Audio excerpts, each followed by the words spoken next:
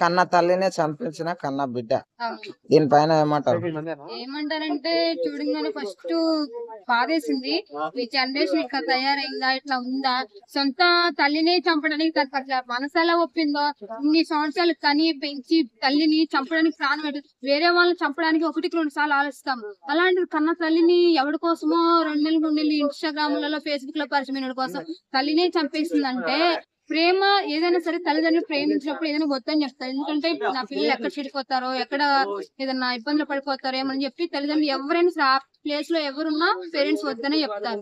నీకంత దమ్ము ధైర్యం ఉంటే నువ్వు లైఫ్ లో సక్సెస్ అయ్యి నువ్వు వాడిని పెళ్లి చేసుకున్నాక మీ పేరెంట్స్ ఒప్పించు. పిరికి దానిలాగా మీ పేరెంట్స్ ఒప్పుకోని చెప్పి నువ్వు చివరికి మీ అమ్మ పూర్తి చేసుకుంటే వెనకాల చంపించావు చూసావా, నీకు నిజంగా దేవుడు కూడా క్షమించాడు. ఎందుకంటే తల్లిదండ్రులు మనకు వాళ్ళు తిని తినక కష్టపడి ఈ స్థాయికి తీసుకొచ్చారంటే ఒక్కసారి ఆలోచించుకుని కూడా ఎవరినో కోసం నువ్వు ఇంటికి పిలిపించి 1-2 సార్లు చంపావు చూసావా, నిజంగా ఎంత దుర్మార్గులంటే అమ్మాయిని చెప్పులని సిగ్గు చేయటం ఉంది తెలుసా. అదే వేరే నీ పొజిషన్ లో వేరే వాళ్ళు ఉంటే నిజం నేనే చంపేస్తాను. ఎందుకంటే ఒక మనిషిని చంపడానికి చాలా ఆలోచిస్తాం. తెలుసా, కన్న తల్లిని ఇన్ని రోజులు నీకు కానీ పెంచి స్థాయి చదివించి ఆమె తిని తినక నీకు స్థాయి తీసుకొని చూసావా, తల్లిని చంపడానికి మనసులో ఒప్పించింది అసలు. ఇలాంటి నేను చూసి వేరే వాళ్ళ అమ్మాయిలు కూడా తయారవుతారు. అంటే ఈ చావుకి ఇన్స్టాగ్రామే కారణం అంటున్నారు. ఇన్స్టాగ్రామ్, ఫేస్బుక్ లో టెక్నాలజీ డెవలప్ అవడం వల్ల ఈ జనరేషన్ అంతా చాలా చెడిపోయింది. ఈ జనరేషన్ డెవలప్ అవుతుందని హ్యాపీగా ఫీల్ అవ్వాలో, లేకపోతే మనుషుల్ని యూత్ ని చెడగొడుతుందని బాధపడాలో అర్థం కావట్లేదు నిజంగా.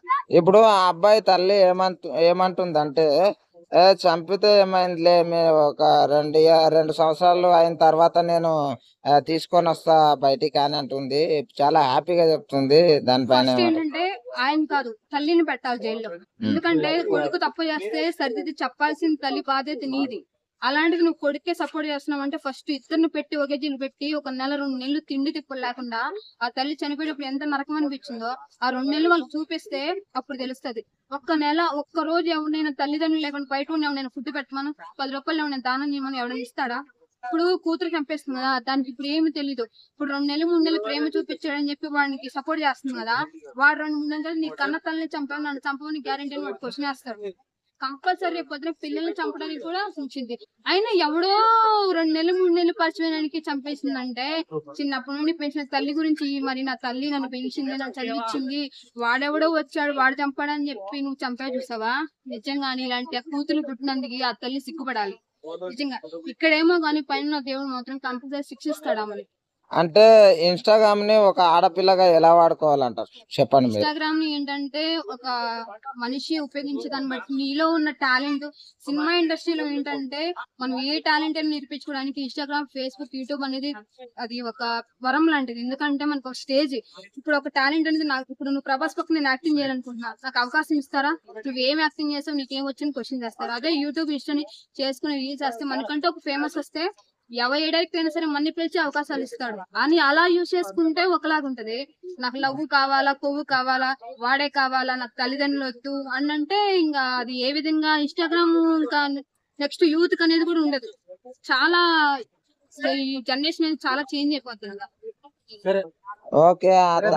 ఆ తల్లి అంటే ఆ తల్లికి 2 బిడ్డలు కదా, ఆమె చేసిన పని వల్ల వాళ్ళ చెల్లెలు కొరివి పెట్టవలసి వచ్చింది ఆమె స్థానంలో. దాన్ని ఎలా ఖండిస్తారు మీరు? ఏంటంటే ఫస్ట్ నాకు తెలిసి ఆ తల్లిని ఆ కూతుర్ని చంపాలి. ఇంటికి పెద్ద బిడ్డ కొరివి పెట్టాలి, అలాంటిది చిన్న బిడ్డ కొరివి పెట్టింది. దానిపైన ఏమంటారు? చిన్న కూతురు నిజంగా చాలా లైఫ్ లో చాలా ఇబ్బంది పడుతుంది. ఎందుకంటే ఒక 2 ఆడపిల్లగాని స్థాయికి తీసుకొచ్చిన తల్లి నిజంగా జోహార్ ని చెప్పాలి. ఒక చిన్న కూతురి తల్లిని దూరం చేసావు, చదివే నీకు అసలు నిజంగా బుద్ధి జ్ఞానం ఉంటే తల్లిని నిన్ను పెంచిన కన్న తల్లిని చంపేసావు చూసావా, నిన్ను చంపేయాలనిపిస్తుంది. ఆడపిల్లలు ఇంకోసారి ఆడపిల్లని జన్మించాలంటే ఆడపిల్ల పుడుతుందని తల్లిదండ్రులు భయపడతారు, ఫస్ట్ సొసైటీ కూడా భయపడుతుంది.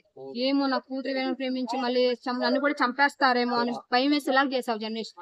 ఒక అమ్మాయిలే కదా, ఈ యూత్ ఈ లవ్వులు దిగులు ఈ జనరేషన్ వల్ల చాలా చేంజ్ అయిపోయి యూత్ అందరూ ఒక అమ్మాయి చేసిన తప్పి అందరు అమ్మాయిలకి బ్యాడ్ నేమ్ వస్తుంది. చదువు విషయంలో ఆపేస్తున్నారు, జాబ్ విషయంలో ఆపేస్తున్నారు, ఇండస్ట్రీ అంటే మెయిన్ గా భయపడుతున్నారు. ఒక అమ్మాయి చేస్తే అందరు అమ్మాయి స్వేచ్ఛను ఆపేస్తున్నారు. ఎందువల్ల ఈ అరాచకాలు అనేవి ఎప్పుడు తగ్గుతాయో తెలియదు కానీ ఇండస్ట్రీ అనేది ఈ టెక్నాలజీ అనేది చాలా మంది యూత్ ని పాడు చేస్తారు. ఓకే, ఇప్పుడు అమ్మాయిలకు ఫోన్ పెడితే బెటరా పెట్టకుంటే బెటరా? ఆ? అమ్మాయిలకు ఫోన్లు పెడితే బెటరా పెట్టకుంటే బెటరా?